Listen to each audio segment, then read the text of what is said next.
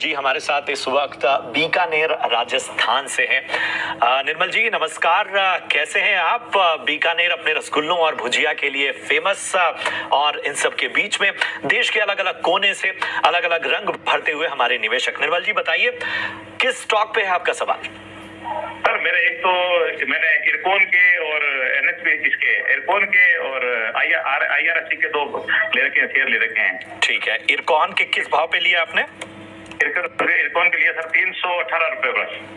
ठीक है, और दूसरा आईआरएफसी लिया मैंने 205 रुपए पर।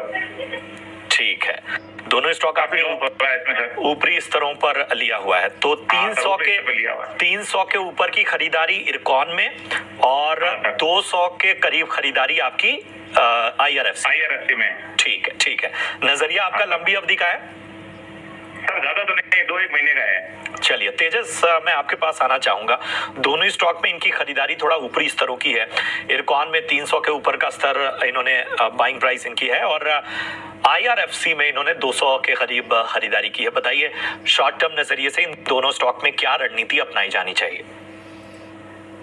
तो शॉर्ट टर्म में मुझे लग रहा है स्टॉक अभी जो है उसकी 50 डे एक्सपोनेंशियल मूविंग एवरेज के करीबन ट्रेड कर रहा है और इसका जो पोजिशनल सपोर्ट है वो करीबन 265 के करीबन है। तो 265 के स्टॉप लॉस से होल्ड कर सकते हैं स्टॉक में और आने वाले दिनों में मुझे लग रहा है कि स्टॉक एक बाउंस बैक दिखा सकता है और 300 से लेके 320 तक के भी लेवल हम स्टॉक में देख सकते हैं। तो स्टॉक में बना रहना चाहिए 65 के स्टॉप लॉस के साथ। और आईआरएफसी की हम बात करें तो आईआरएफसी में भी स्टॉक अभी एक सपोर्ट के करीबन ट्रेड कर रहा है। स्टॉक का जो इंपॉर्टेंट सपोर्ट है वो करीबन 180 से लेके 182 के करीबन है। तो स्टॉक में बने रहना चाहिए 180 के स्टॉप लॉस से के साथ। इसका लक्ष्य रहेगा 209 के करीबन का। तो दोनों स्टॉक में बने रहने की सलाह है। आपका सवाल है दिल्ली से, व्हाट्सएप के जरिए इन्होंने अपना सवाल पूछा है। मॉयल पर अपना राय जानना चाहते हैं। इन्होंने 1001 शेयर परचेज किए हुए हैं और इनकी बाइंग प्राइस है 538 की। तो फिलहाल अच्छे खासे नुकसान में इस वक्त 44,000 के करीब इनको नुकसान होता हुआ। तेजस बताएं मॉयल में क्या करना चाहिए? 538 की बाइंग है।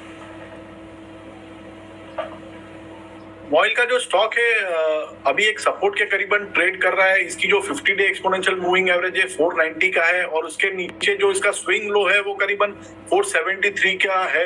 तो मेरे हिसाब से एक ट्रेलिंग स्टॉप लॉस लगाना चाहिए 473 का। अगर उसके नीचे जाता है तो स्टॉक में से एग्जिट